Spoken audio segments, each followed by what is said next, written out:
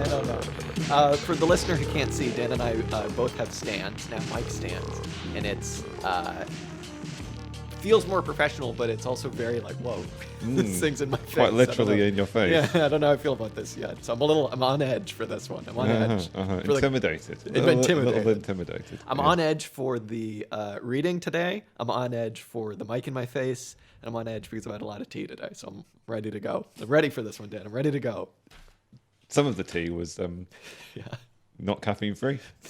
Decaf, not decaf. All of them were, except for the last one. Oh. So I'm kind of all over the place today. Well, it's very nice to be here with you, Jack, once again. Yes, I know. Oh my God, look at us, Dan. We're here. We're ready to go. It's sunny. It's not warm yet, but it is sunny. Dodgers have been winning like crazy. Baseball's back. All's right with the world. Dodgers will probably never lose again, quite frankly. So everything's good. I mean, I don't know very much about baseball, but from what little I do know, it's perfectly plausible. That's how what? It works. That seems like it could happen. Like teams sometimes just never lose. Yeah. The next 150 games, you're not going to lose. Yeah. It'll be fine. Is that how long a season is? 162. Okay. Fucking hell. I know, yeah. A lot of games. It takes dedication to be a baseball fan, I think. It does. You know, I've been Well, maybe not really, because you're just like, oh, baseball's on again. Yeah, it's always exactly. It's not hard. Lost you don't have to like go out of your way to find some baseball to watch. Yeah, exactly. The new like kind of like nerdy statistics thinking like Moneyball-esque thing to do if you're like running a team is I've seen that film. Yeah, it's pretty good. Well, yeah, it's pretty good. It's to just kind of like not really care so much about the regular season and just kind of like just make it to the playoffs. Doesn't matter what your record is, make it to the playoffs. And then they recognize that the playoffs are kind of a crapshoot. So it's like, just get to the playoffs, see what happens. Who cares? Don't spend money. Oh, so you mean like just do whatever it takes to get there, and then the playoffs are just a bit of a toss of a coin anyway. You might win, you might not. See what happens. Yeah, they're like just be 500. You don't need to break any records. What you mean. Although the Dodgers, they're breaking records, won't lose again, as I've said again. Entirely unnecessary show of sporting prowess. Yeah, exactly. Somebody should tell them. They're flexing. 500. Their two best players are on the injured list right now, and they're just like, it doesn't matter because they have so many good players. It's just like, who cares? It's a bit cheeky. That's very cheeky. They should like spread the good players around. Absolutely. Well, they've just blown past the salary cap too, which is awesome. I have a lot of theories on how to apply what we've been talking about, Dan, to baseball in a way that would be a lot better, and it involves messing around with the salary cap. I'm not going to get into it too much. Maybe we'll do a baseball episode sometime in the future, and I'll be able to just go off, as they say. I'd like that. You can teach me about baseball. Yeah. I'd be like, there's a thing called a bat. I'm willing to learn. It's the best sport, and everybody agrees on that. Yeah. There's one thing we can all agree Everyone. on. Everyone. Everybody agrees, don't they, folks? Don't they? Well, this is lovely. Great weather, great stuff. How you doing? I'm quite well. Yeah, I'm good. Yeah. We're slowly eking our way out of lockdown. Yesterday, 2 days ago, was First Day pubs were open. In the garden? Yeah. A little stressful. I haven't been to the pub yet. Me neither. I was very stressed walking around town and having a bunch of drunk people again. That was the one. I went into town yesterday, and that was the one unpleasant moment. Was the sort of like, I don't know whether they directly heckled the people passing by or whether they were just heckling the world in a way which sort of like felt quite aggressive. Fair enough. But other than that, I quite enjoyed being in town amongst people. I didn't find it too anxiety-inducing. I went into a few shops and I was uncharacteristically friendly with the employees therein.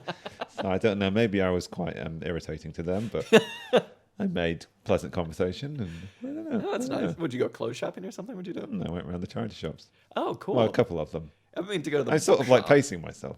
Yeah. Don't want to get too excited. Yeah. I just want to go to the bookshop. I have no shops being open. It's like I just go to the store for food. Yeah, like, that's about it. So yeah, let's go to a charity bookstore. That'd be good. Slurp up whatever communist reading material they've been sitting on for the last couple months. So people seem to be queuing to get into places. Ugh, I don't like that. I don't quite understand the mentality behind queuing to get into Primark. I've got to say. I have a question for you about Primark. Yeah. Someone mentioned Primark the other day, and I was like, Primark, the clothes store, Primark, the Warhammer 40K set of characters. Do you think that they called them Primark, as they're kind of known to do like kind of silly jokes in Games Workshop? Do you think that was part of they're like, it's Primark. That's kind of funny. We'll spell it differently, like this shop. I wasn't even aware it was spelled differently. Wasn't it Primark the stores with a K? Or am I crazy? I have no idea. Yeah, maybe. Yeah, I'm going to believe you. Cool. No, I think perhaps in this instance it may not okay. be the case. I'm going to spread that rumor. Okay. I don't even know what state Primark, the clothes chain, was in the mid-'80s or whatever. Oh, yeah, good point. It probably existed. It used to be just like a very generic sort of like budget clothes store, and it's sort of like undergone quite a severe rebranding over the past like it's been quite a long time now, 10 or 15 years kind of thing, where I don't know, how would you describe them now? Kind of a bit more sort of like, so I don't know. They're now cheap fashion as opposed to just like cheap utility clothes. Fast fashion. Fast fashion, quite. Yeah. Anyway, let's not talk about Primark. We can talk about some Primarks if you want. Though. We could talk about some Primarks. Who has the best Primarks? It's easily Angron. And then I kind of have a bit of a soft spot for Corvus Corax. I think he's pretty cool. Okay. There are many more cooler ones than there are cool. As of recently, although I will say that I think Jagatai Khan is the coolest one. So okay. I mean, you could probably just go through all 18 of them. Exactly. Actually, they're the best one. No, actually, Alfarius. Exactly. No, actually, Magnus the Red. Alfarius is pretty cool. I like the Alpha Legion, so I like Alfarius. They're neat. Magnus is cool. Magnus did nothing wrong. Well, a long time ago, we were checking out his model, his tabletop model, and I don't think either of us were very impressed because Mortarians, like I think they kind of generally put those out around the same time. I think and Mortarians rocks. Yeah, I don't know. Magnus the Reds is kind of I think I only saw that model quite recently. It's got some big like horns coming out of his chest, doesn't he? Yeah, big horns. Pretty ludicrous. That's where I draw the line. I know, yeah, like keep it realistic. Yeah, come on. Yeah, Primark's cool. Primark miniatures cool. Bringing them back. We're bringing them back. Yeah, who will be the next one to bring back? You know what they should not bring back is Sanguinius. But they will. Is he dead? Yeah, the problem is I don't know. Oh yeah, Sanguinius is the one that was killed by the Horus and the yeah. Of course, what an idiot I am. Idiot. Yeah, I mean I'm not up on current Games Workshop miniatures range, nor the progression of the lore, nor the intersection between the present playability of the game and the lore. Sure. So yeah. I don't know. It's all just cool stuff. Yeah, that's the way I feel about it. It would be purely ill-informed speculation on my part to continue this conversation, which would be entirely in keeping with the podcast. Yeah.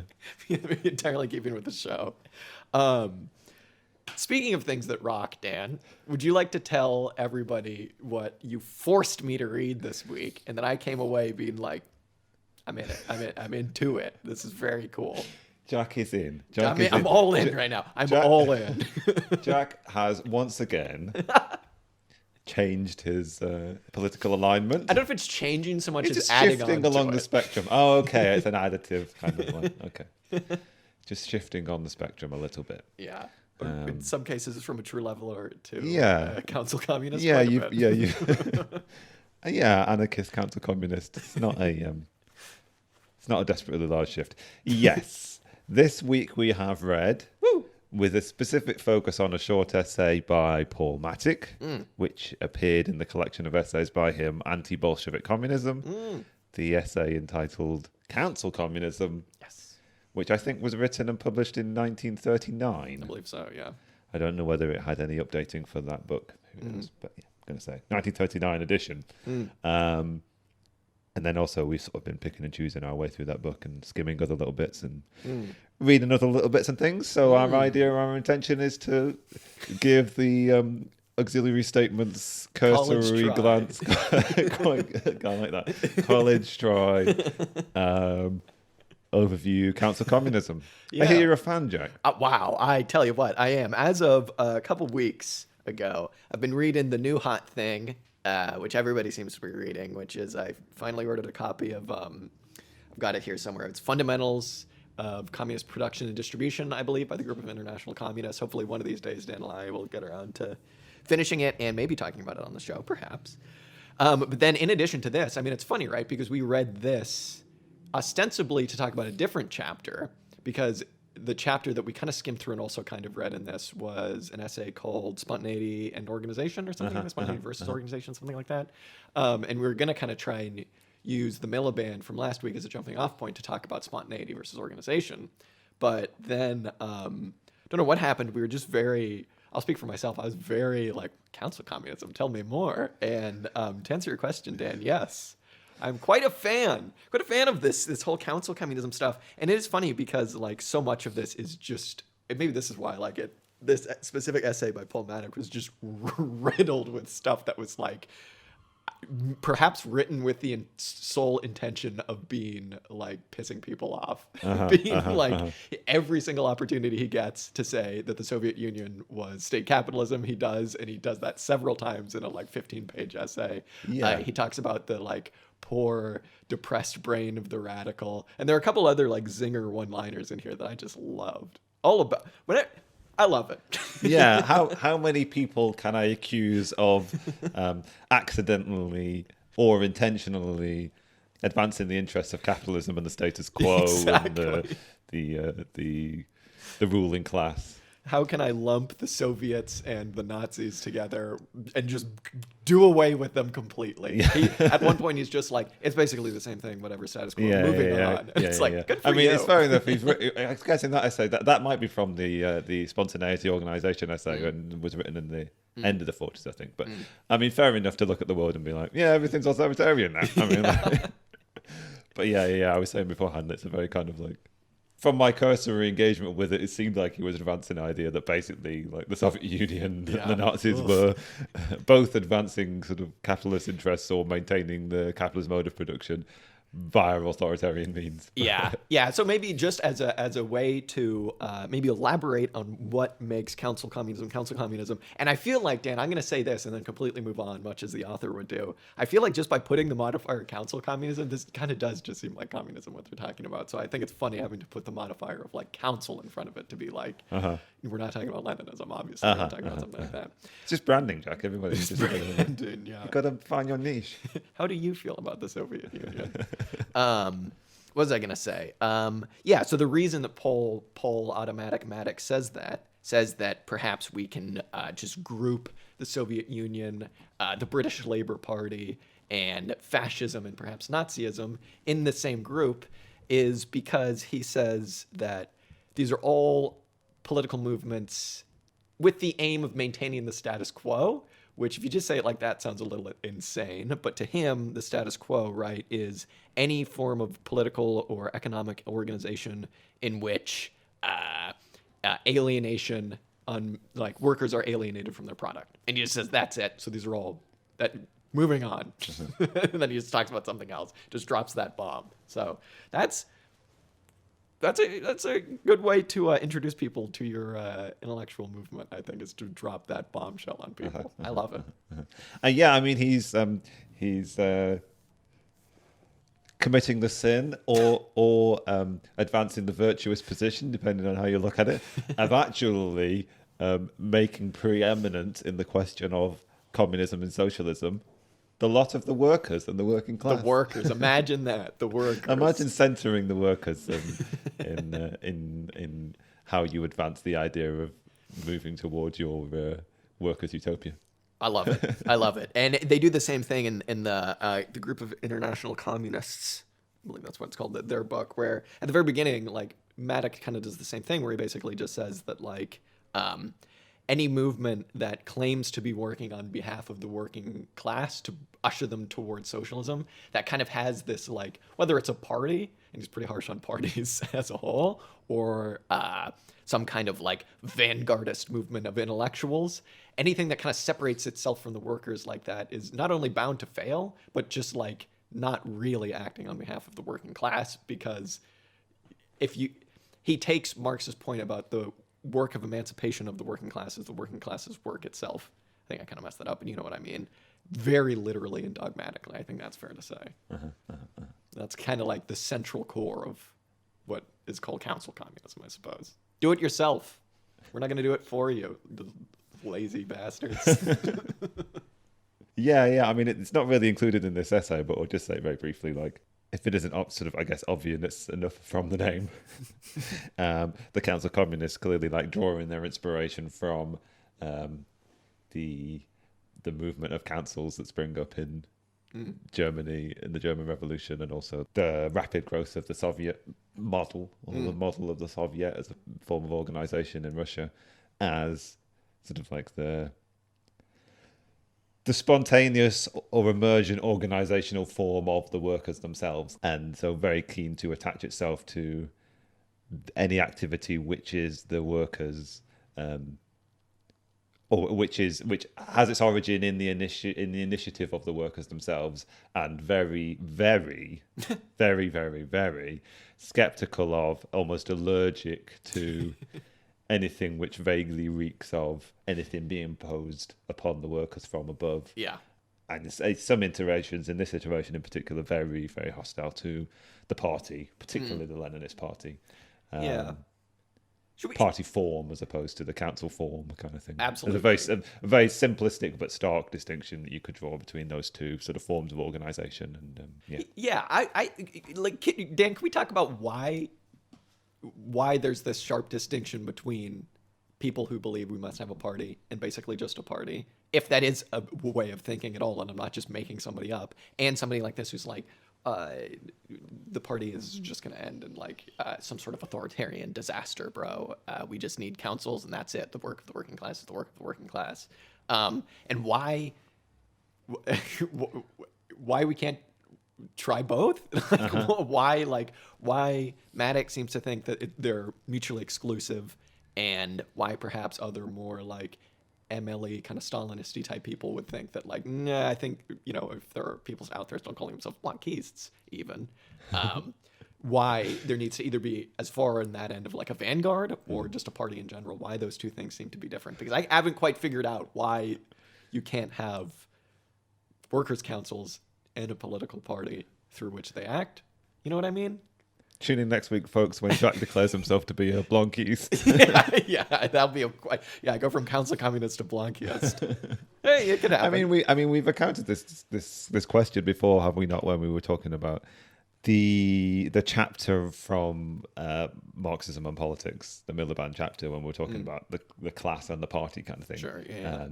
And the position that party gets into of sort of like mediating the class, whether it's a direct representation of the class, whether it manifests the interests of the class, whether it emerges from the class, or whether it is a class of person that sets itself apart from the class, and almost seems to sort of seeks to dictate or impose its will, or seeks to direct, or thinks that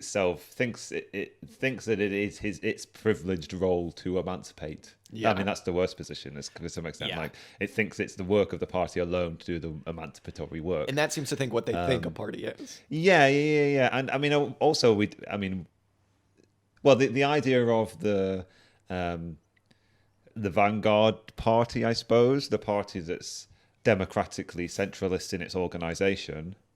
It's very explicit in the writings of Lenin that he thought that the workers alone were only capable of developing, what's he called, trade union consciousness, sure. And it was necessary for a party to come along and actually directly inflate, I suppose, or augment or improve the consciousness of the workers in a way which they were incapable of achieving on their own.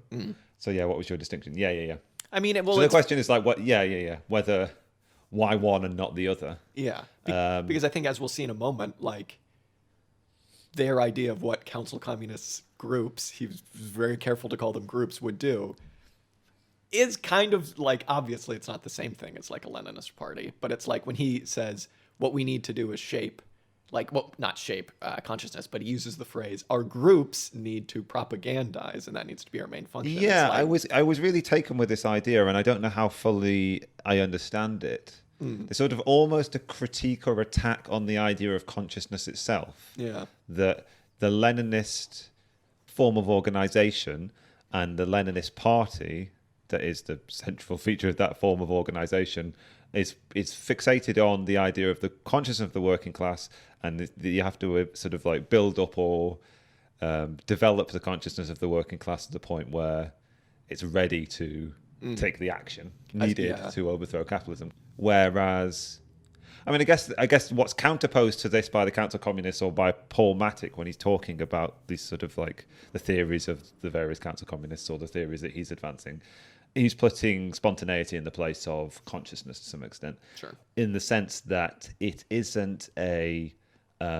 gradual accumulation of consciousness which is going to lead to the eventual sort of revolutionary moment kind of thing, but more of a, as I say, like spontaneous. There will come a revolutionary moment. Like events will develop in such a way as a revolutionary situation will develop.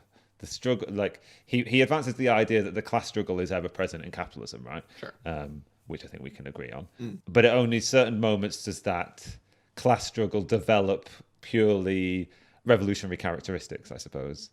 And it's only at those moments in time that the working class is required to develop truly counter-systemic, counter-capitalist modes of thinking.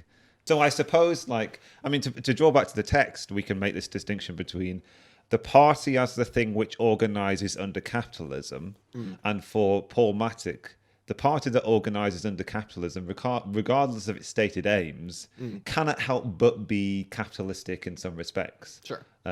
Cannot help in some way or other seek to support the status quo.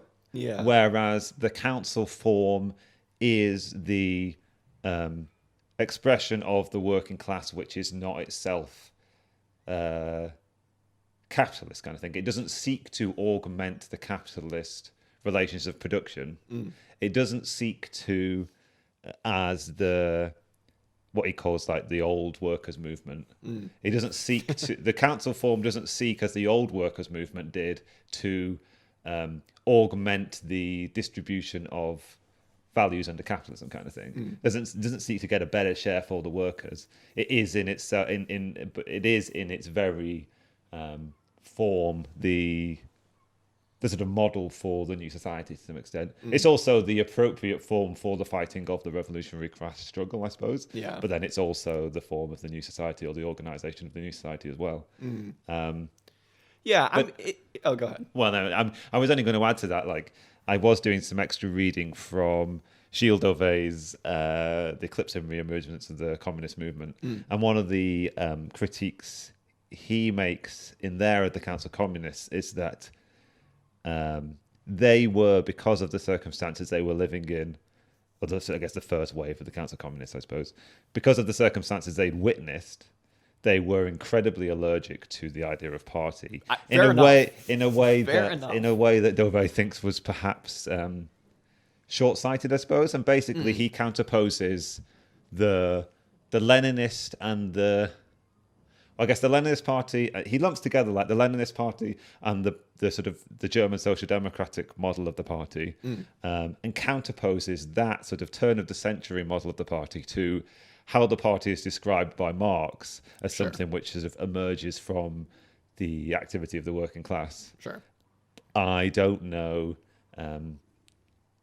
how Dauvet interprets or intends to suggest that the party ought to actually function in everyday political organising. Maybe it shouldn't. It's emergent from the revolutionary class struggle in the same way that the council form is, perhaps. But then it does raise the question, like, what is actually, as you were saying, what's actually the difference between the party and the council? Yeah, if it's exactly. Like, if it's just a sort of like emergent feature of the autonomous and spontaneous activity of the class in objectively revolutionary periods of history. Yeah, and the emergence is such a big part of it for Mattick as well, because it's like the way he kind of gets around saying, okay, well, but we're not part of the capitalist organizations, dude. Like, you've seen all of those parties in the past, like, anywhere from like social democrats and like the British labor movement all the way to like Lenin and stuff like that. The reason we're not like that is because we're kind of like, we demand everything now, and we are like fully for abolishing wage labor and fully for abolishing everything that needs to be abolished to get rid of capitalism. And like, that's his way of saying that we're not operating under capitalist structures. But it's like, okay, if you take that to its logical conclusion, I feel like exactly what you're saying is like, if you can somehow even create this like association of producers, whether they're free or not under capitalism still, as like the council movement develops, the emergent qualities of that, if any kind of change is going to happen, would take the form of something that looks at least a little bit like a political party. You know what I mean? Because otherwise it's just a bunch of schmucks hanging out, not doing anything. Kind of like what we do, just talk about it. You know what I mean? It's like, otherwise nothing's really going to happen. So like this distinction between like political parties bad, this like allergic reaction is like, I'm fully with him. Like I completely understand what he's talking about, but it's like, it gets into so much of what I get frustrated about with like this more academic-y kind of like look at the problems with capitalism, is that it's like you're just bantering over semantics now. And it's like, I understand what you're trying to do, but it's like something like a political party would have to form, whether or not it would be like, you know, looking at it, you'd be like, that's a political party. It's like, it is almost semantics when you get down to like what Mattick thinks might happen under council communism. I think you've just described very well the activity of revolutionaries in non-revolutionary times, bantering over semantics. What was the line that he said about the radical's mind just being doomed to depression or something like that? It's just like, yeah, you're right. I can find it. We should read this on the show. It is awesome. The political mind of the radical is destined to be miserable. I mean, he's not wrong. It is aware of its utopianism and it experiences nothing but its failures. Anyway, I'm a council communist. It's like, okay. But it does seem to be the doctrine of thought that best legitimizes our activity. Oh, sure. Oh, yeah, absolutely. But no, I wanted to reflect on perhaps one aspect of this theory which I find quite interesting. When it sort of, obviously he describes the activity of council communists in relation to the working class as being a role which is basically just propaganda, right? Sure. It's just like theorizing. What phrase? The groups, he says. Yeah. This is the groups of council communists in like revolutionary situations. And it's not a party, Dan. It's not a party. Nobody's having fun. This isn't a party. Well, this is how it distinguishes from the party, right? In that they don't. Although he describes them, and they would consider themselves perhaps as being in a theoretical position which is in advance of the position held by the working class itself. Yeah. I don't think they predicate their position based on their superior knowledge of I'd agree. of anything kind of thing.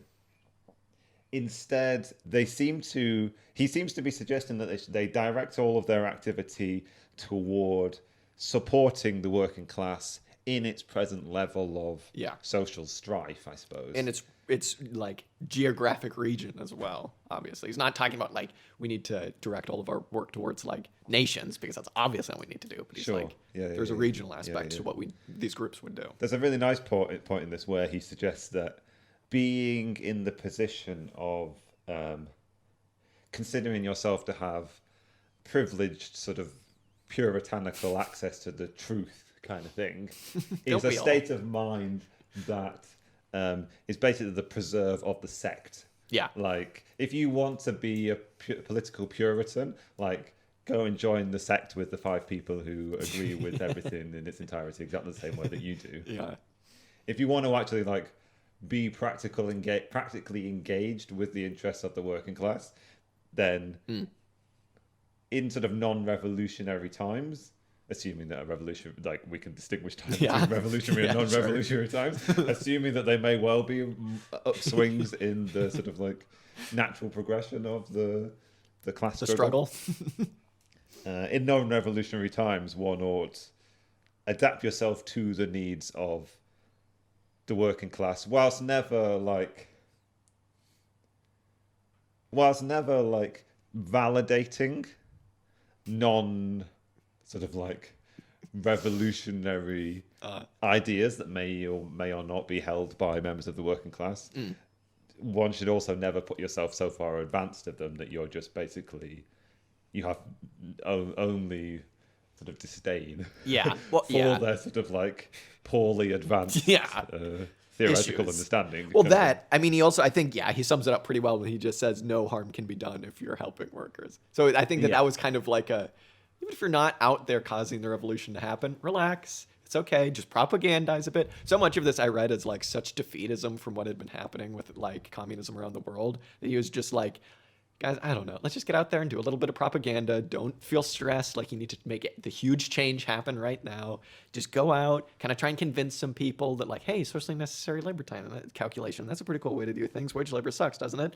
And just that was like, I think one of the last lines of the essay where he just basically said, no, at the end of the day, just helping people's good. And it's just like, it was great to hear that, but it was almost like a little bit of like a cop out because he was just like, yeah, just help people, dude. I don't know. People will at least appreciate it. You know what I mean? Yeah. So I'm all for it. I love it. I'll say.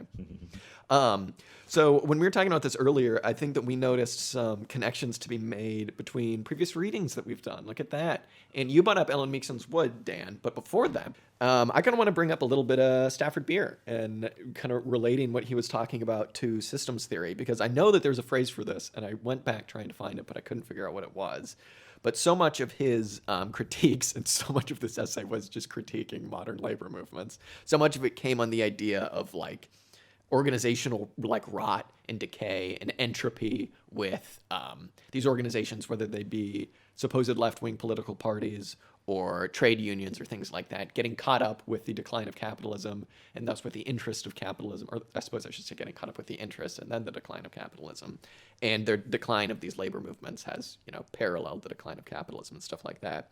So much of that made me think about just like Stafford Beer's, I know that there was a phrase that Stafford Beer called this, and it might have just been entropy or something like that. But there was so much that the viable system model was trying to, like, he built the viable system model in a way to kind of try and combat bureaucratic stagnation and within kind of like labor organizations and things like that.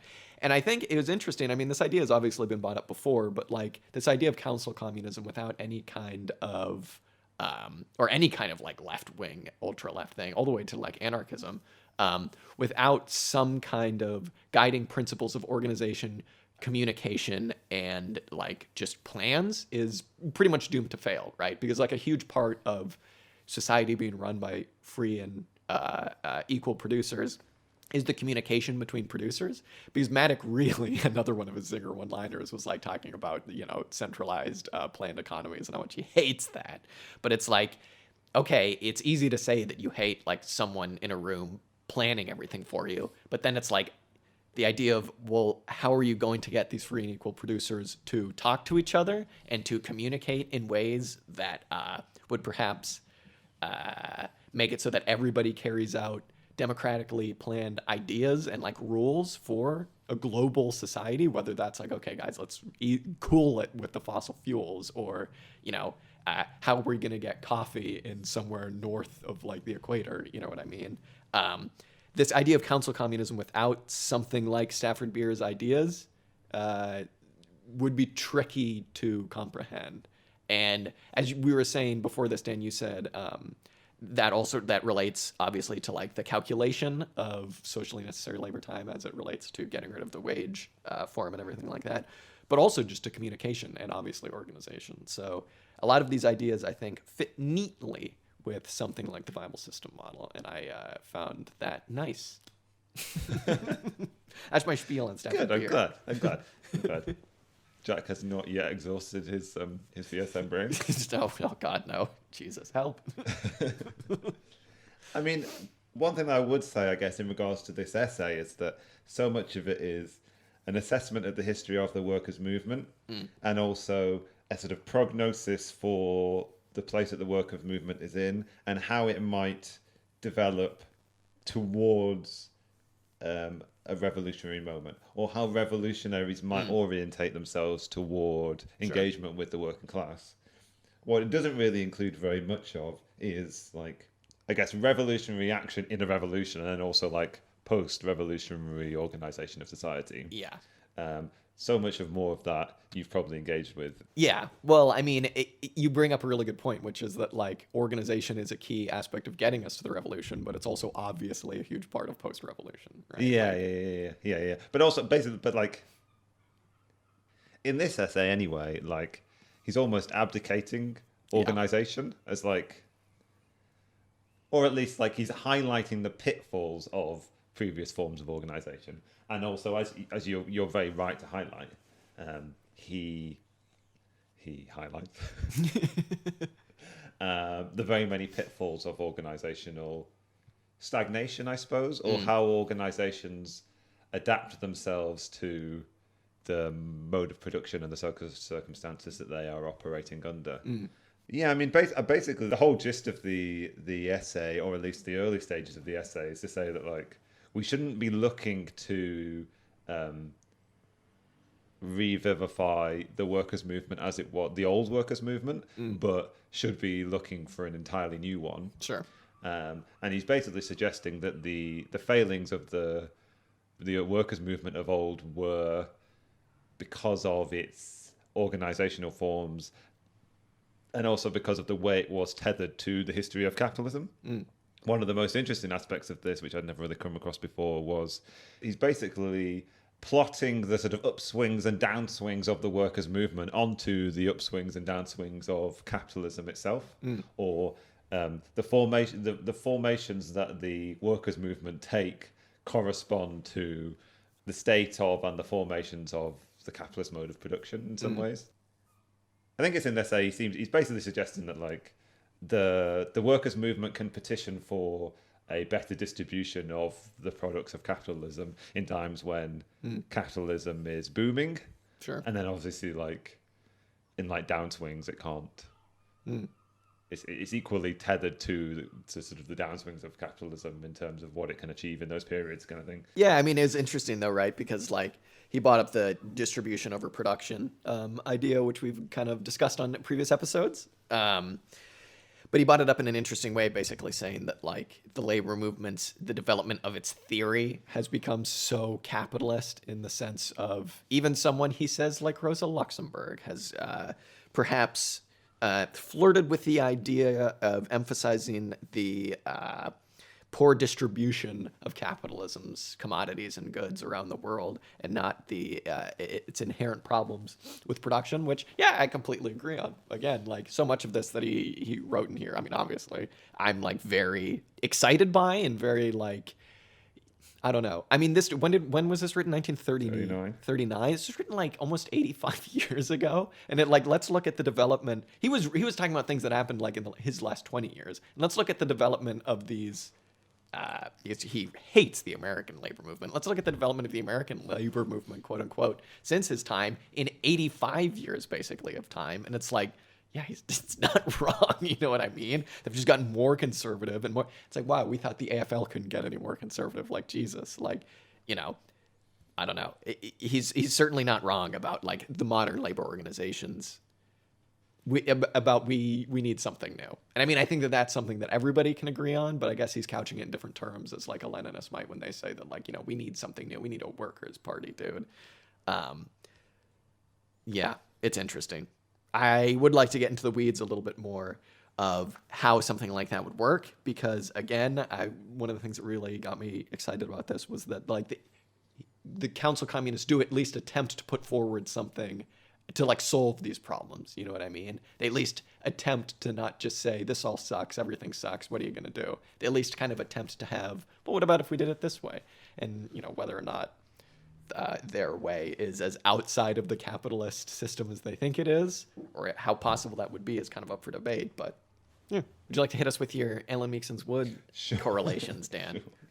Yeah, as the listener probably well knows, I am always quite keen on bringing up it's true. This issue that we hit upon in one of our very early episodes and haven't really ever found a good resolution to yet, which was the problem that, as Ellen Meekson's Wood describes the transition from feudalism to capitalism, she describes it as something emergent from the crass struggle of feudalism, and again, that's how we came across this idea again and heard her readings of E.P. Thompson. The motive force of history being the ongoing class struggle.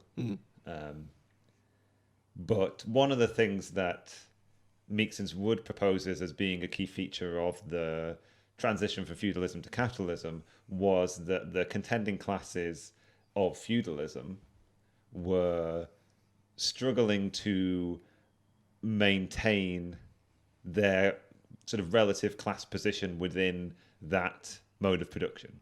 Or at least they were seeking to advance their own interests within that mode of production. Hang on. Before you go any further, Dan, are you saying that an attempt to maintain the status quo resulted in a change of mode? I don't know. How would Paul Mattick feel about that? Or is that just semantics? I don't know. Anyway, continue. I was left with the impression that the transition from the feudal class relations to capitalist class relations were almost something emergent from the class relations of feudalism. Sure.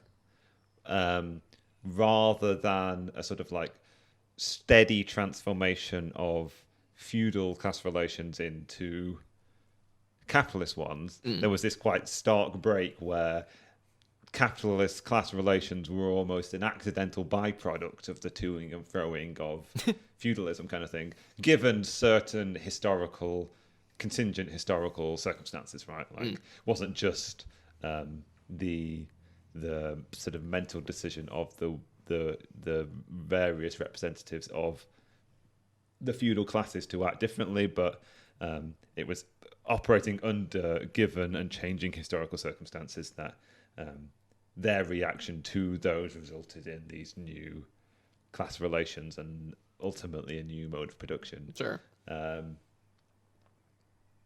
Now, similarly in this, Mattick is basically suggesting, he suggests several times that it's almost impossible for... Well, he identifies this critique that's been made of the old workers' movement, that there was some kind of mismatch between their stated aims, the ends in which they intended to achieve, and the means to which they put to achieving those ends.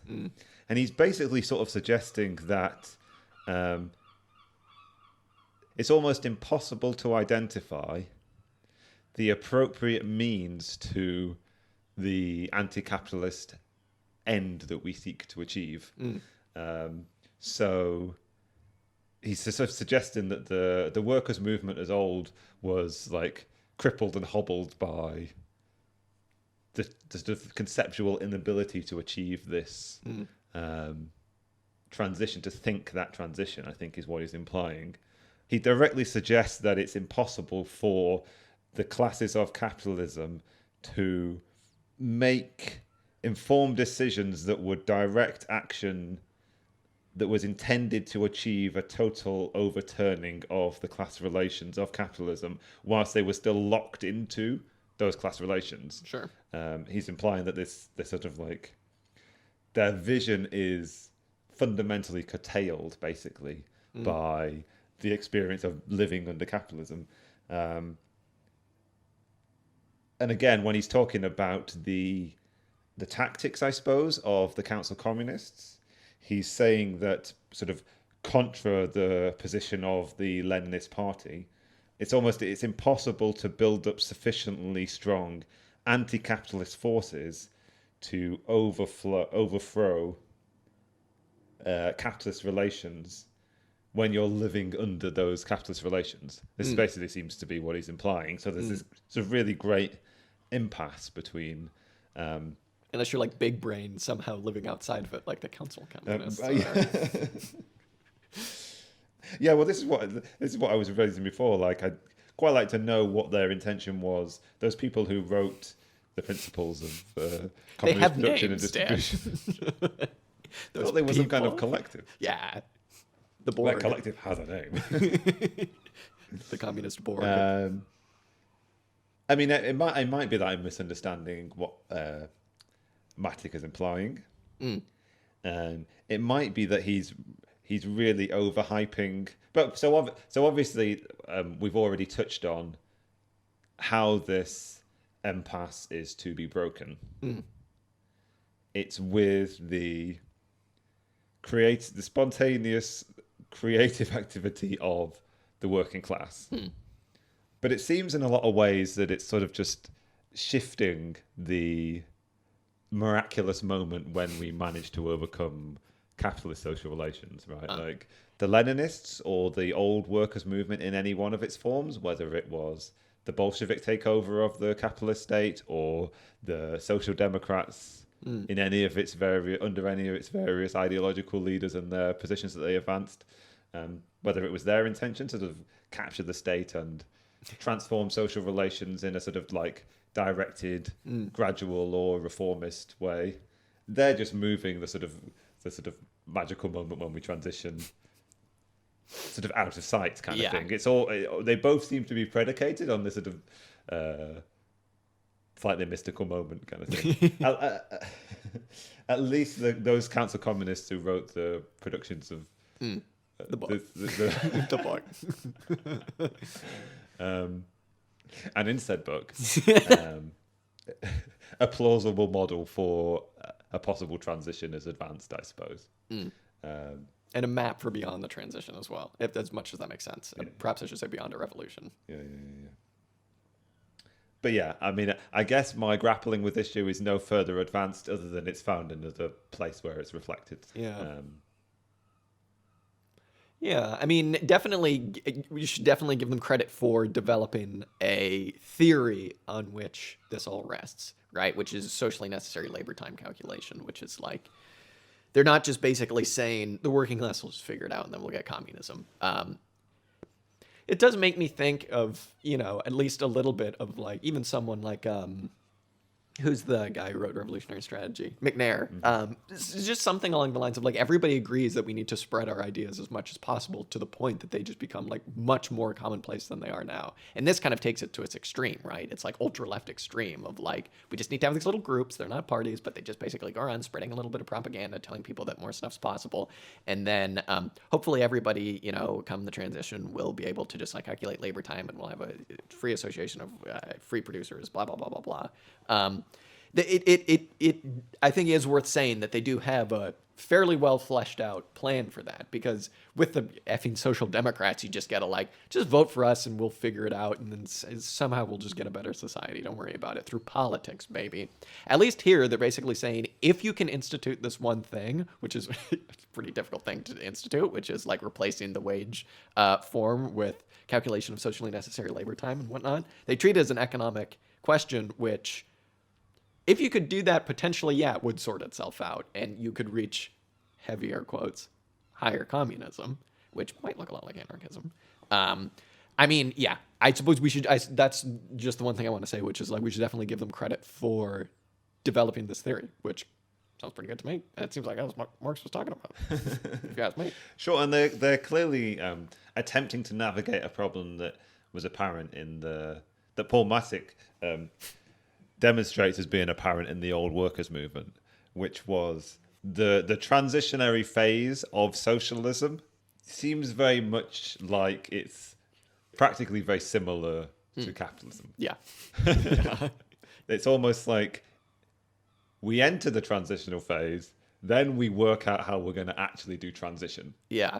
At least in this description of like lower stage socialism, communism, like I can at least tell why it differs on a sort of economic production basis from capitalism.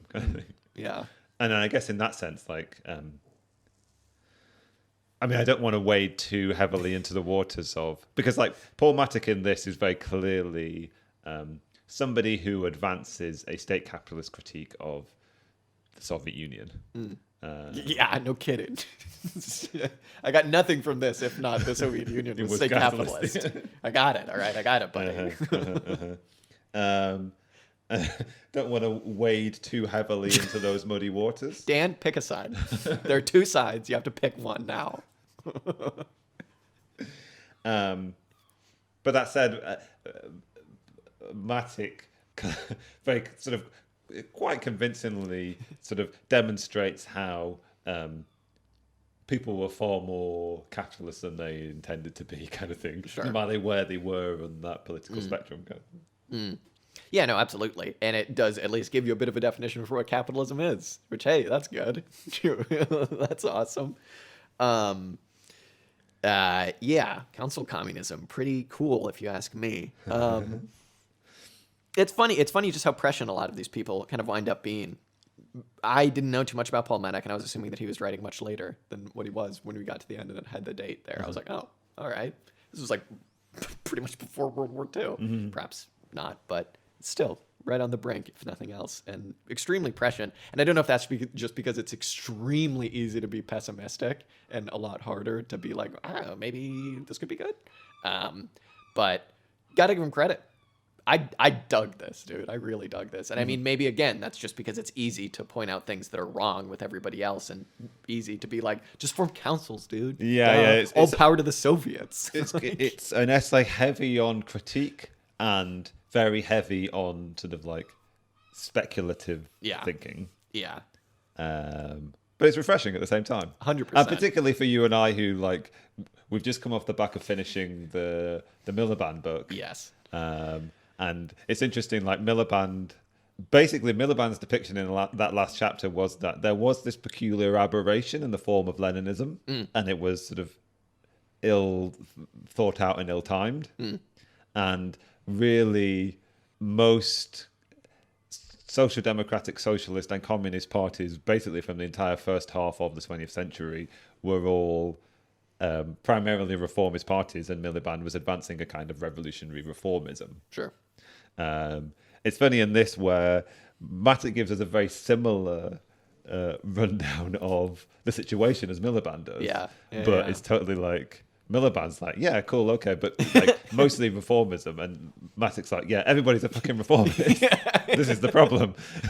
Because reformism basically just means social reformism. It doesn't even mean Milliband's sort of revolutionary form of reformism. It's all the status and quo. like you can quite easily adapt this to be quite a clear critique of Milliband's revolutionary reformism, because that revolutionary reformism very easily, and Milliband suggests it, and you can see it even from what Milliband could observe, like that revolutionary reformism quite easily slips into social reformism, and maybe it never even naturally existed in any other form other than social reformism. Exactly. Maybe the old workers' movement never had any tactical or strategic position that basically wasn't some form of social reformism, because their intention is to improve the lot of the workers under capitalism.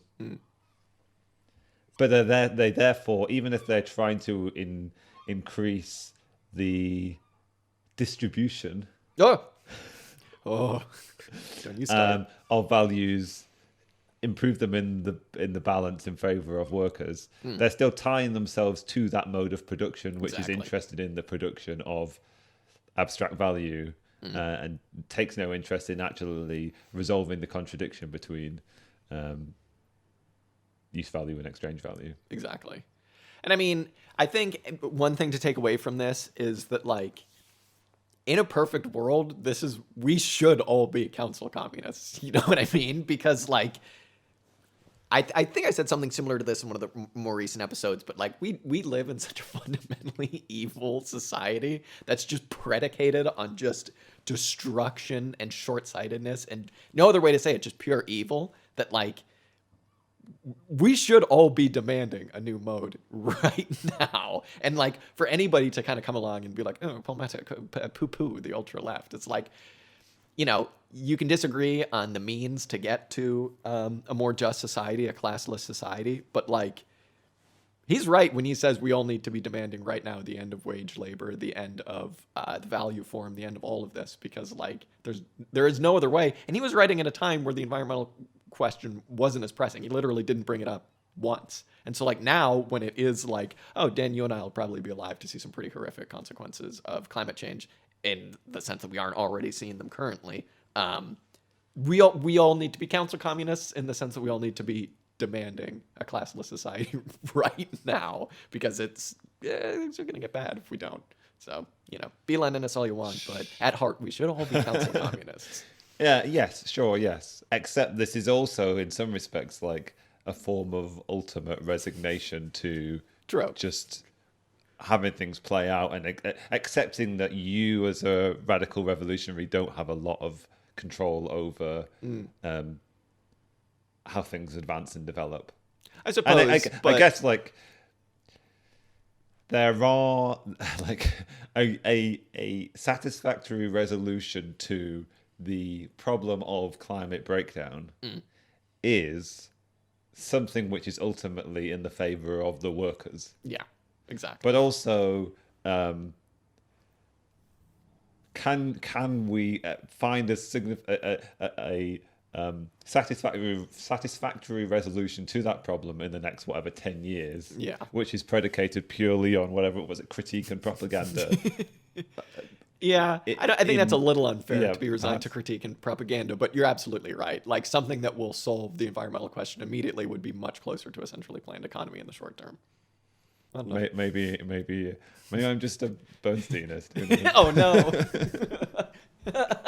it is a Millibandist Bernsteinist. Yeah.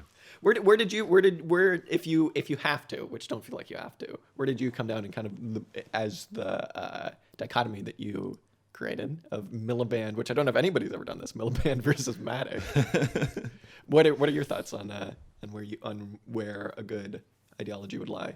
I guess I appreciate some of the theoretical positions advanced by this, but I guess I'd have to do a lot more thinking to work out how I can square it with a approach as regards strategy and tactics. Sure. I guess I still want to be able to find an answer in some of those writings which seek to do something which Mattick would critique as rekindling the workers' movement of old. I mean, again, Like, semantics. I mean, this is the problem, I guess. I like the idea of having having your ultimate, if it were possible to construct a position and a political movement which could both maintain a revolutionary political horizon, but be, I guess, reformist in a Millibandist way, I would be interested. Now, Mattick is suggesting that that's impossible from numerous different fronts, from both basically his kind of like, almost kind of like a knowledge problem kind of thing, like it's just impossible to think it, and also from a sort of like very pragmatic, strategic and tactical standpoint, that revolution reformism in a Millibandist sense strays into social reformism, which basically just turns into defense of the status quo. Yeah. So we're in a bind, I suppose. Yeah, we're in a bind. We can all agree on there's a bind. But yeah, that might be my definitive statement for this week. For now. I think I'll very slightly, and again, this is so silly because it's semantics, I'll very slightly rephrase what you're saying, and perhaps just to pose the question as how can we use current capitalist structures and the capitalist state specifically to get to what Mattick is talking about, to get to what he wants. Because I think what he's talking about and what he wants is like higher communism and highest communism, right? Yeah. Because he's talking about like how can we make it so that the workers themselves have this information and knowledge to then put into place this free association of producers. I think that perhaps that's maybe missing a step because we're at still so long after he wrote this, we're still at such a I don't want to say theoretical gap because there's a lot of theory out there, but a knowledge gap in the working class of what is and isn't possible, and how can we open that up to then open up to ideas like this. And I think that that's kind of the question that more right-wing kind of Marxists, I don't want to say that, Marxists to the right of this would grapple with and come to heads with them at. Because again, I love this, and I love all the ideas that he's putting forward, but yeah, maybe missing a step. I don't know. Yeah, it was quite surprising to me. I thought I'd sort of like moved beyond my left communist days, but I found a lot more provoking and potentially inspiring than I had expected to. We're at a very frustrating time, I think, and this is very cathartic. I'll say that. I think that's maybe why I loved it so much, because it's just like, fuck it. Council communism, I like it. I'll say it. I like it. As much as I joke about like naming myself something new every week, there's no point. I think, really, in labeling yourself as beyond kind of like a Marxist socialist or something like that, because it's just like, really, we're going to argue about this when 9 out of 10 people on the street, you'd talk to them about this, they'd be like, what are you talking about? It's like, it's a little like, really, do we need to be like splitting ourselves up even more than beyond just getting people to understand that why a classless society would be ideal for everyone? So good stuff. I'll say it. Love it. Mm-hmm. Don't think I've ever read anything where I've gone this. Well, actually, there was that one time. So never mind. I think there will be more left communism in our future. Yes, there will be more left communism. At least in the future of this podcast. I don't know about the future of any political movements that we may not associate with. Is that with this, we've slightly moved to the right reading this. Not with the Milliband, obviously, but like we've come back from book gyms. Oh, I see. We're reading council copies. I feel like this and anarchism are sort of parallels rather than alternate positions on the spectrum. Kind of. What is an anarchist? And when someone can explain to me what an anarchist is, love them, love everybody, love it all. It's all going to be great. Especially you, the dear listener. Yes, we love you the most. Especially you. We do love you indeed. Spread these ideas because they're good ideas. I don't know. What else is there? What else? Anything going on in the media sphere that we met? Oh, Prince Philip's died. That's right. Duh. Was he? I've been very successfully avoiding this. Oh, sure. For the most part. Was he on our? I think he was briefly. Yeah. I mean, now he's not. I think he was on our list by virtue of the fact that it was quite clear he was on death's door anyway. Yes, let's be clear. This is not a kill list. Yeah. This is a death watch list. Yeah. And I think it was only an honourable mention, really. We were talking about him in passing, and therefore we suggested, I suppose he probably ought to be on the list of people that we're checking in with occasionally. Yeah. Yeah. But it turned out like Prince Philip had quite a lot of people to check in with him. Yeah. A lot of people seem to care quite a lot. Yeah. Or at least like a lot of people. Both the government and the media apparatus of this country is really trying very hard to make people care. Yes. Whether it's succeeding, I severely doubt. I mean, I am quite interested in this actually, though. I don't know what the equivalent for this situation is to the saying, I think they just protest too much. But like, they are clearly, the government and the media are clear, particular branches of the media, our state-run broadcast media, our regime broadcaster that we have in this country, are very clearly trying to make it seem like people care. Yes. And I think that I don't know what the strategic intention is, right? Whether it's designed to simply provoke those people who, in the general public, for whom sort of culture wars stories and narratives appeal, right? Is it, even if it's just like 25% of the people who are like frothing at the mouth, like, there's a flag not at half-mast. There's a flag not sufficiently at half-mast. Kind of thing. Jeremy Corbyn didn't sufficiently bow deep enough, blah, blah, blah, blah, that kind of thing. Is it just designed to provoke them in a sufficient way as to sort of like, I don't know, provoke them, without doing any damage to the 75% of people who are just like, this is all a bit weird and I don't get it? Or is it actually going to turn the majority of people who, I think they are a majority who like don't really care, is it actually turning them against the monarchy? Yeah. I tend to think that it's something different, because that's kind of what I expected the media apparatus to do, as the state run, the British broadcasting Clinton, if you will, Dan. I expected something like that to happen, to kind of fuel a culture war, but it seems to me very much it's just doing what it thinks it's supposed to do. They're like, oh, we have a royal family in this country, so we should be sad that this guy's dead. And it just seems to kind of fallen very flat, because it's like, if the queen died, I'd be like, oh my God, the queen's dead. I still don't understand why this guy wasn't a king, but who cares about, no offense, but like this guy, it was like some guy. I don't care. He's not, I don't know. The queen died on the other end. Whoa, that'd be a different story. But it's some dude. I mean, maybe it does speak to just the ambiguous position in which the British Constitution exists, and how everybody's not really quite sure how we're supposed to respond to these sort of like clearly constitutional moments, I suppose, or moments which are supposed to have some bearing on our sort of like exactly, either constitutional sense of ourselves or our sort of national sense of ourselves, that kind of thing. So it may well be that just like the media in particular are playing the game that they think they're meant to be playing, kind of thing. The most ludicrous example of form of tribute played to Prince Philip that I heard about, which I haven't actually investigated, was that apparently I think it was the website for National Rail or British Rail. I saw this. It was put entirely into black and white. That's awesome. To the point where it was almost illegible for people to actually read.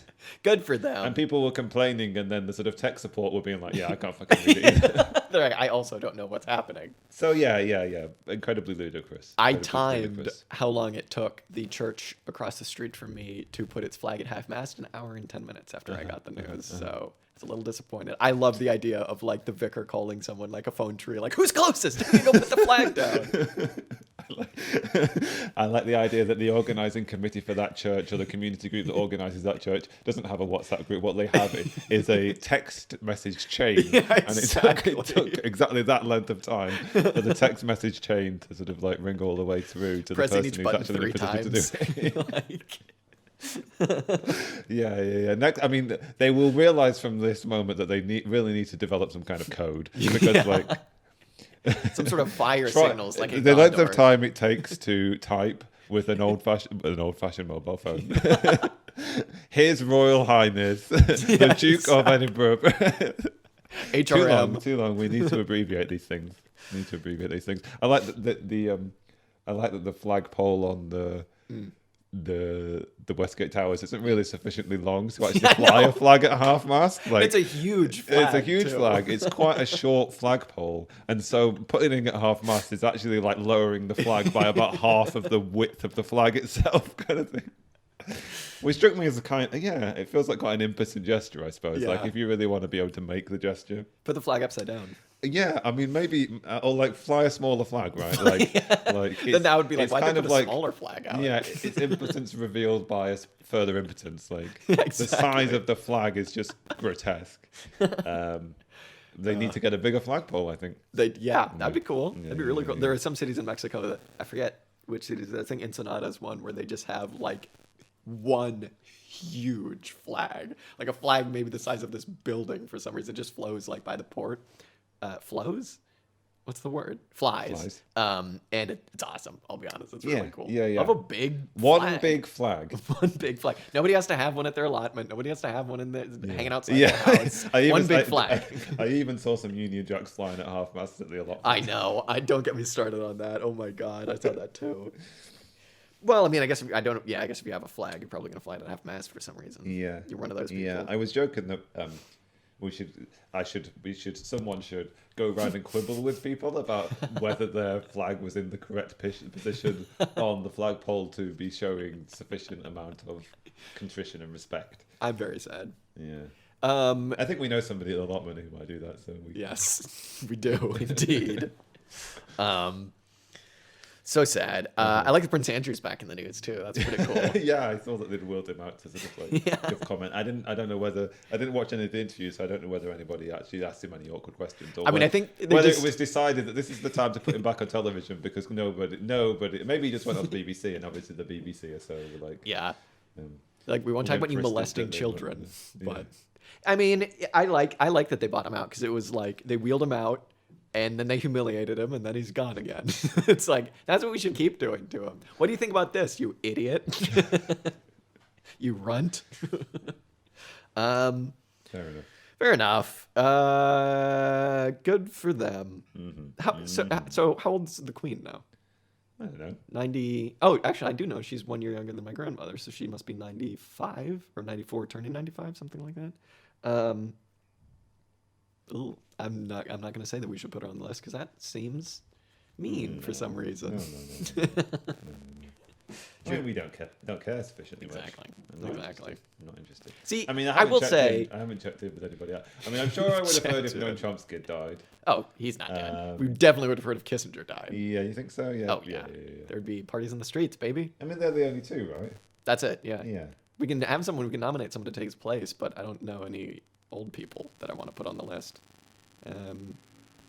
I will say, the Queen, I just kind of think she's funny. The rest of them I'm disgusted by, but it's like, I don't know, it's just funny, the concept of like, that's what Americans think that the royalty is like, and then you are like, oh, that's what she's like. She's just this absurd figure. It's just funny. It's just like, I don't know. Yeah. It'll be really awful when, I don't know who next is in line, but when someone else gets it, it's just going to be like, okay, now I really hate this. But like, the Queen, she's just funny.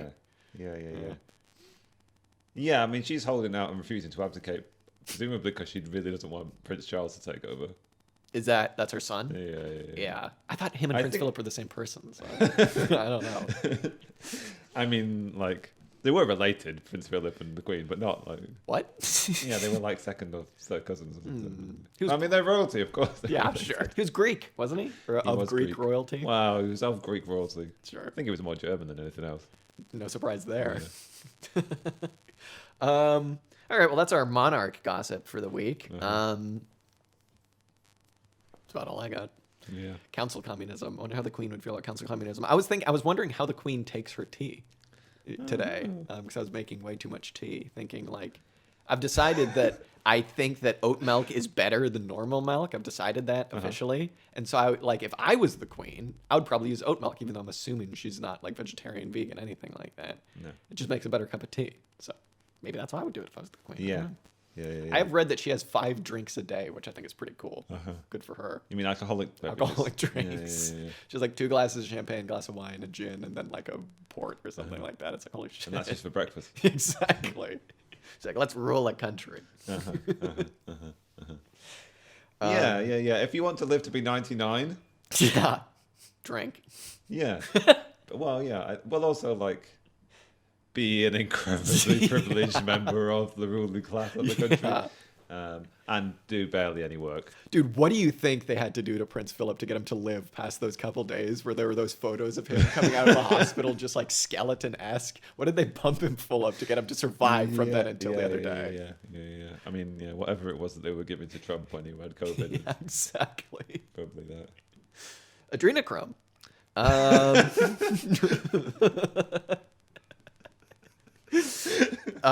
All right. Well, now that we've brought up adrenochrome, maybe it's a good time to end the. We should probably stop now. All right. Well, this has been your Council Communists on the ground. With the workers. In the trenches. In the trenches. On the factory floor. Yeah. God bless. God save the Queen. My name has been Jack. My name has been Dan. Thank you, everybody, for listening. Very much. This is Auxiliary Statement. See you next time. Bye-bye.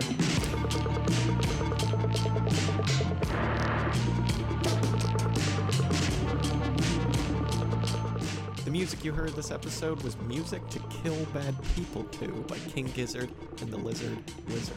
If you like this song, you can check it out and much, much more on their Bandcamp at kinggizzard.bandcamp.com.